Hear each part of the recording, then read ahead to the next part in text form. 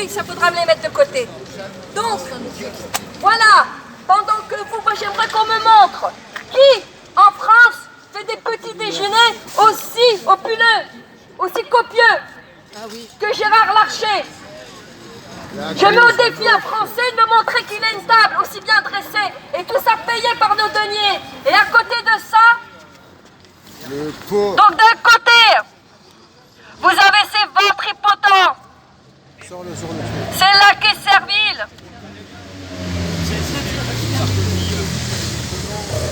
Donc d'un côté, vous avez Gérard Larcher, président du Sénat, qui demain, s'il y avait une faille, serait président par intérim de la République française, qui est en train de se gaver. Et de l'autre côté, vous avez un article de presse qui vous dit 20% des Français sont contraints de sauter un repas faute de moyens. Voilà la République qui se gave, qui se gave sur notre dos, qui se remplit la panse pendant que le peuple crève de faim. C'est une infamie.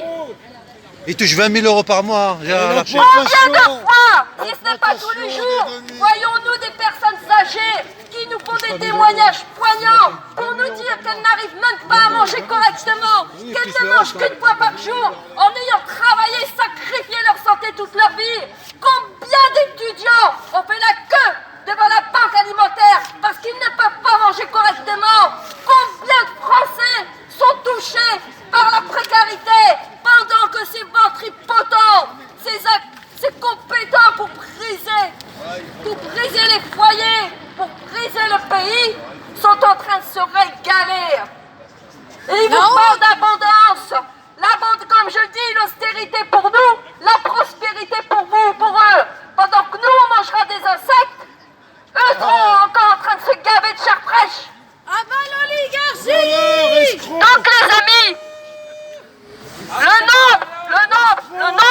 le nombre débile qui sert à rien, qui fait de la transhumance, qui marche d'un point A à un point B et à 19h tapante qui rentre chez lui, je suis désolé, il n'a fait que conforter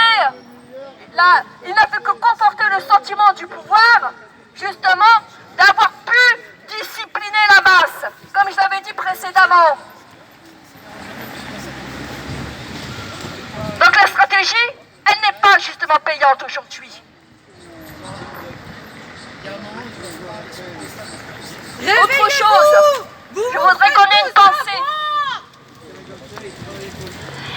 Et malheureusement, encore une fois, ce sont ce que j'appelle moi les misérables, parce que c'est vraiment les misérables, hein. C'est pas du mépris quand je dis ça, mais on est vraiment limite en Victor Hugo, les misérables, qui sont partis dans les geôles du pouvoir. Donc on a des camarades qui sont dans les geôles du pouvoir, encore une fois de manière arbitraire, bien ciblés, puisque sont toujours les misérables gilets jaunes. Hein. Une pensée aussi à ceux qui sont encore détenus dans les geôles du pouvoir. Quoi qu'on en pense, qu'on soit d'accord ou pas avec eux, c'était des gens qui étaient avec nous dans le combat, qui dénonçaient. Je pense notamment à Martial Lanoir, je pense notamment à ce capitaine de gendarmerie, Alexandre Juvin-Brumet, qui, lui, était pour la création monétaire. Je pense à un tas de personnes, quel que soit... Quoi ? Détingé, c'est demain.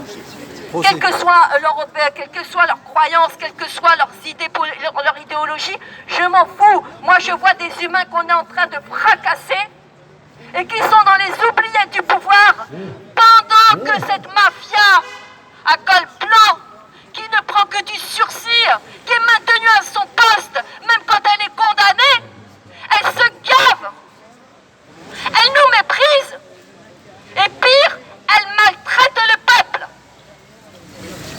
C'est d'un sursaut dont nous avons besoin, les amis, c'est un vrai sursaut, un sursaut national.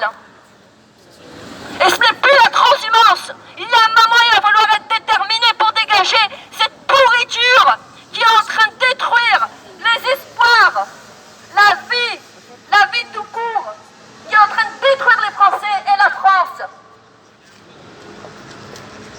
Merci. Bravo. Merci. Et ils ont perdu. Allô. Je suis désolée, j'ai un peu craché sur le truc. Le micro déconne, essaie de prendre le mégaphone. Voilà, c'est un petit rassemblement pour dénoncer plein de choses. Cette oligarchie a perdu parce qu'on les a démasqués.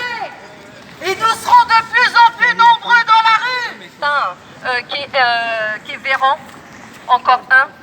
Bravo, bravo pour avoir balancé les vérités. Et oui, effectivement, il y en a un, je crois que c'est Stéphane, je ne sais plus comment son nom de famille, qui est boulanger, ou je ne sais pas, restaurateur, qui lui a dit que normalement il devrait être payé au SMIC. Si on est payé au SMIC, je vous dis, il n'y aurait plus personne là-dedans.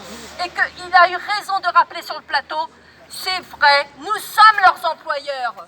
Nous sommes vos employeurs. Et ils sont nos employés. Donc il n'y a pas de destitution, il n'y a pas de démission. Ils sont licenciés, il faut les dégager. Vous êtes licenciés. Écrivons-leur de manière collective un courrier de licenciement. Vous êtes virés. Je ne sais pas moi. Quand vous travaillez dans une entreprise, vous avez des objectifs, vous n'atteignez pas les objectifs. Aujourd'hui, vous êtes virés pour n'importe quoi. Eh bien, vous n'avez pas atteint l'objectif. Et pire, vous êtes surdiplômé, mais vous avez mené la France à la faillite. Les résultats sont très négatifs. Vous êtes licenciés et sans indemnité. Et on va voir si vont... pareil, avec la réforme du chômage. Hein? Il faut leur rappeler ça. Vous êtes nos employés. Vous avez failli. Vous n'avez pas su trouver... Vous avez trouvé des solutions pour vos copains, les oligarques. Vous avez détruit l'économie de ce pays. Vous êtes virés. Ni plus ni moins. Ni démission, ni destitution. Vous dégagez. Voilà le message qu'on doit leur envoyer. Voilà, on va finir avec ce petit message là. Il y avait Dany Foster. Allez, salut les amis, hein. Bonsoir. C'est le Ciao. directeur d'EHPAD.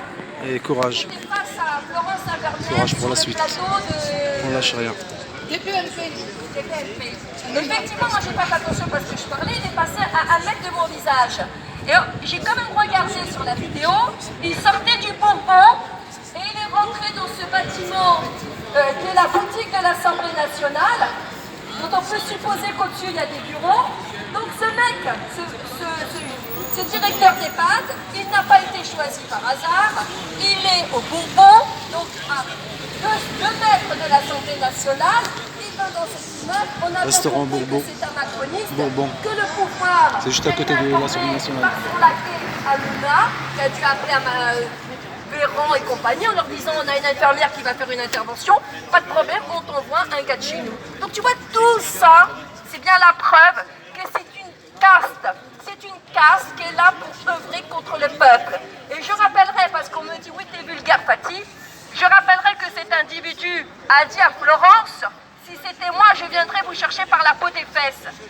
Eux-mêmes sont vulgaires.